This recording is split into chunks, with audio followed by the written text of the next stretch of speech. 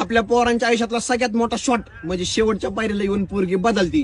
त्या बदलती तिची आई म्हणती मी आत्महत्याच करीन, तिचा बाप म्हणतो मी जीवत देईन, तू त्या पोराबरोबर लग्नच करायचं नाही, हे झालं ते.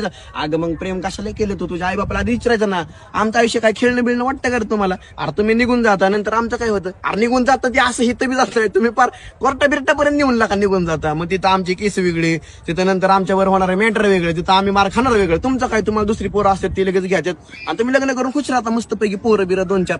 आमचं काय भावांनो? तुमच्या बरोबर असंच होणार गॅरंटी. माझ्या बरोबर बऱ्याच वेळा झाले, पण तुम्हाला सांगतोय खाली 2-4 नंबर टाकतोय, त्यांना फोन करा.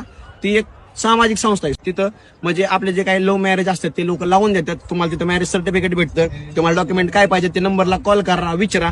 आणि महत्वाची गोष्ट म्हणजे तुम्हाला कुठल्याच गोष्टीची अडचण होणार नाही. म्हणजे ते पोलीस स्टेशन असो किंवा पोरीच्या घरचे असो किंवा पोराच्या घरचे असो, XYZ कुठल्याच गोष्टीची अडचण होणार नाही. असं आपल्याला काम करून देतात. आणि तुम्ही निम्म्या रात्रीचं कधी पण त्यांना फोन करा, एनी टाइम तुमच्यासाठी अवेलेबल.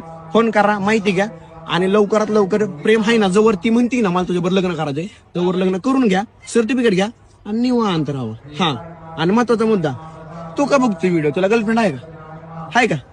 अरे कवर आशा रे, कवर आशा. बरं असेल नसेल कुठं आयुष्यात भविष्यात बनन तर नंबर नीट ठेव आणि आयडी पण त्यांची मेन्शन करतोय. आयडी वर जा आणि त्यांना फोन कर आणि बाकीची माहिती घे. तात्या मी पण तिकडच चालली.